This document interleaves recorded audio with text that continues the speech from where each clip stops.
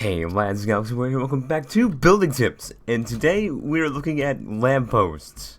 Now, originally, I was going to do 50 whole different lamppost designs, but I ran out of time to make this video. Why?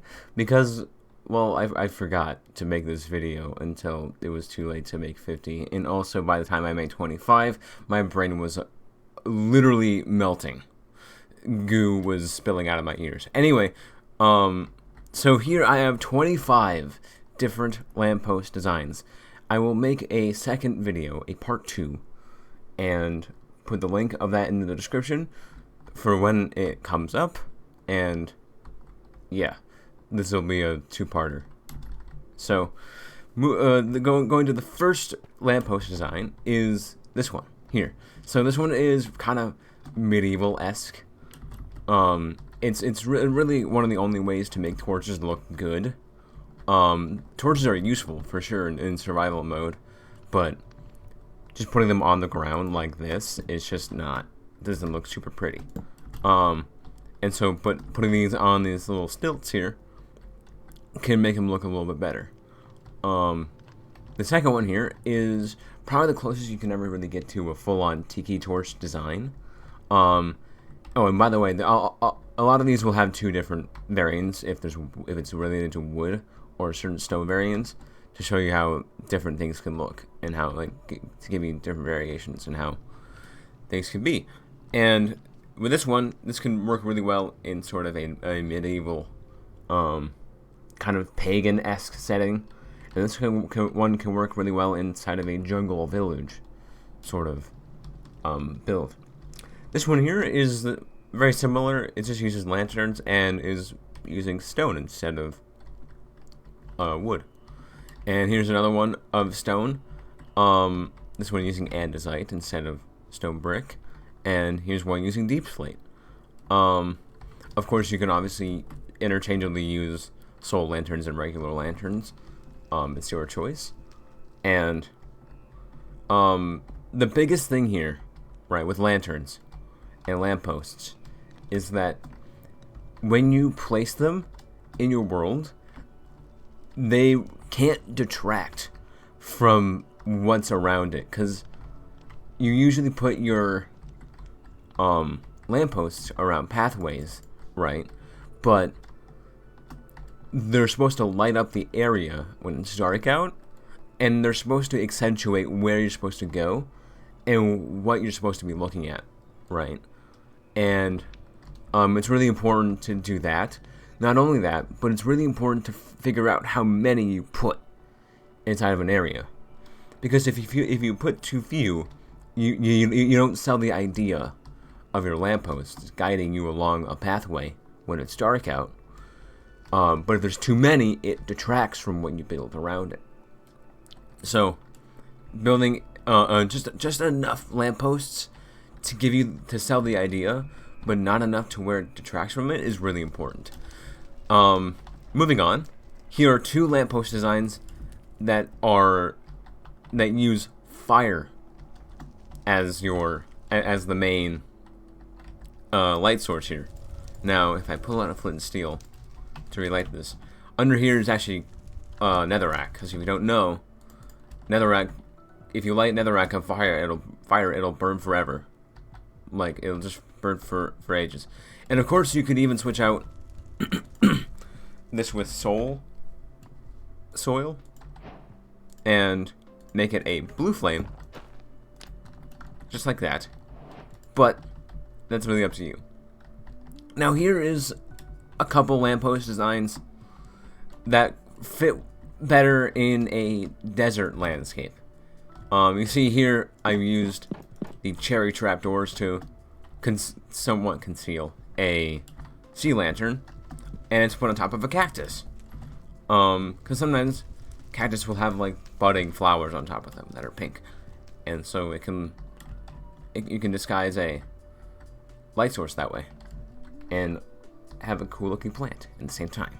And this one is just kind of a cool lamppost design. I mean, I don't really know what I was thinking with this one, to be honest, but the goal of this video really isn't to give you exact lamppost designs that you can take like one-to-one, but more to give you inspiration on what you can build and how you can build it. Moving on, here are designs you would typically see on a beach setting. Not like on the beach, the sand beach, but more on some sort of infrastructure next to the beach. Now this one right here uses beacons, and of course beacons are really expensive to make unless you have some sort of OP wither farm or whatever. I wouldn't recommend using beacons unless you are A, insane, or B, have said farms. If you don't, I would recommend you sea lanterns instead. They work fine enough.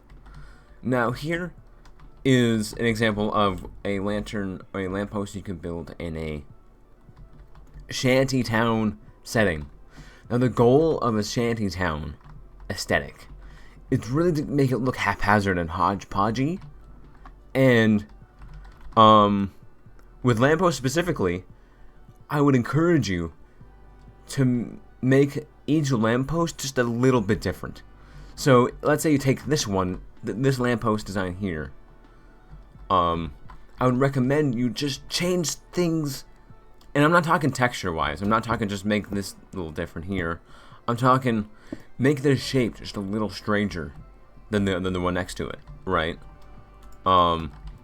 Because that's the point of a shantytown, or the whole like aesthetic of a shantytown is to make it look all hodgepodgey. And moving on, here are ones you'd find in more in the United States. You'd find this architecture in Washington D.C., the capital of the United States, and of course, if you know where you find this in your country, you can understand where you'd find this stuff and where to put this type of infrastructure in. Now, here I've used sea lanterns attached into fence posts, warped fence posts, but I've also wrapped glow lichen around the edge of it to give it a more of a regal, sort of wrought iron look to it, and I think it looks really interesting. This idea is actually borrowed from Good Times with Scar, in the Timbercraft build, his redstone shop. I'll put a link to the video in the description, and if I don't, too bad. Now here is a Wild West sort of cowboy, cowgirl aesthetic, right? And the whole thing about to sell the Wild West look for the lampposts here is to go extremely simple. The Wild West towns are simple, and they're designed to be simple. They cannot be extravagant, because that's not how Wild West towns look. So, when you're building lampposts, especially lampposts, the goal is not to be flashy. It's to be simple, and to use the bare minimum resources. And that's how the Wild West towns really work. Now, here is an example of how you can incorporate light sources and lampposts in with other parts of the build. Because here, I've built just a standard palm tree out of mangrove leaves and jungle wood. And right here, I've attached a lantern and strapped it around using trapdoors. And it's a nice way to just incorporate light sources in a way that isn't a lamppost. You can do this in more ways than just one. A great idea to hide light sources, not really hide light sources, but keep them out of the main focus of your build, is to do something like this. Now over here is just a lamppost design, really. I'm not sure what I was going for with this one. It just uses bamboo wood, and it's kind of interesting looking. I don't know what I was looking for this one, but here it is. Now here's one that's more quote, Japanesey, and, here's, it's big, for sure, and in this case, you'd probably want to make the lamppost taller, or use two posts instead of just one, but, the use of the mangrove leaves, the mangrove wood, and the nether brick fences and walls, along with the redstone lamps attached to a daylight sensor, make a really effective build style. Now here is what you'd find is more of a Chinese lantern here. Now, the difference between this one and every other one here, every single one here, this one is by far the hardest one to get down right. Mostly because there's a bird in my window. Anyway, distractions. The difference here is that the connection points for the other ones are obvious. It's just a post to the ground. This one, of course, I added posts to the ground, but it doesn't have to be that way. These Chinese lanterns kind of just hang from place to place. They don't have a proper connection point to the ground always. And so, if you choose to build these in your world, I would encourage you to be diligent on how you connect these to other parts of your builds. And honestly, these are ones can be the most versatile of these lanterns and these lampposts, because they don't have a set connection point. With these ones, it's just a post to the ground. That's all you get. And now, it's easier to manage in a lot of ways, but it's also limiting. Whereas this one is less limiting. You can connect these Chinese lanterns and position them in any way you want, and they look fine. By the way, inside this acacia one is a shroom light. Inside here is a ochre frog light, and this one is a pearlescent frog light. Just as an FYI of what light sources I've used here. Now here's just an interesting lamppost design. I used warped wood, and it just looks kind of nice. If you like using warped wood, then use a lamppost design. Now here is a good example of how lampposts don't need to be inherently post-like, because here is more of a marshy, swampy sort of look, where I've just used a gnarled bramble here and attached a lantern to it and put a lantern down here.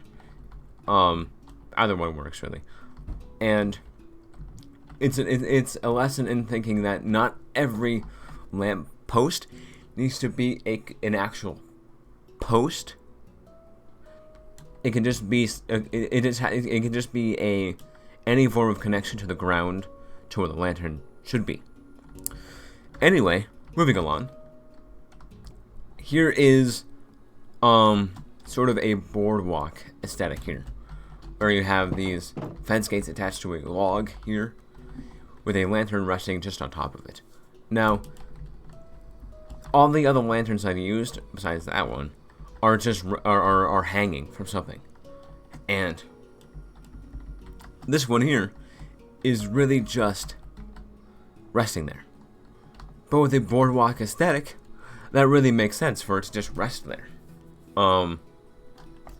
Because when you're with a boardwalk, you're looking over the boardwalk and kind of just taking in the sights of what's around you.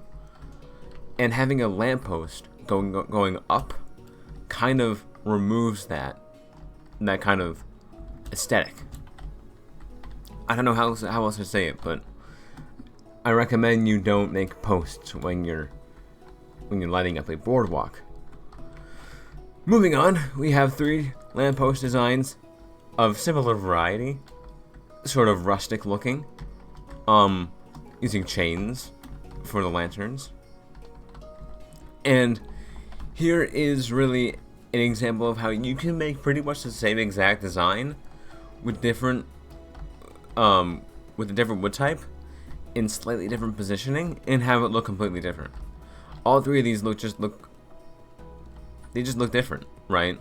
But I've only changed two things, which is the amount of lanterns and the wood type, or more or less where the wood type where the lanterns are placed is what I've changed. Now here are three lantern designs of a sort of underwater build design. Now, most people don't choose to build underwater, but for those who do, having a sort of wispy and flowy, quote flowy, design for your lampposts is really important. Because if it's supposed to fit with the like the architecture of the underwater is completely non-existent, right? It just doesn't exist. But with building with prismarine here and sea lanterns, right? I find it suits the underwater theme a lot more to make it all curvy and windy and that sort of thing. It's a little difficult to explain, but designs like these line themselves better underwater than other designs here.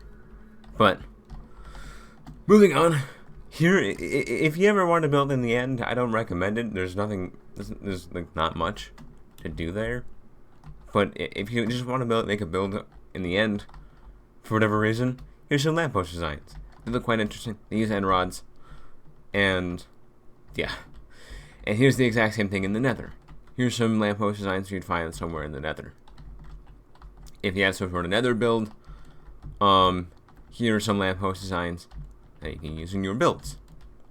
And the last one here is it uses banners here, and they don't completely mask the Stroomlight, but that's almost not the point.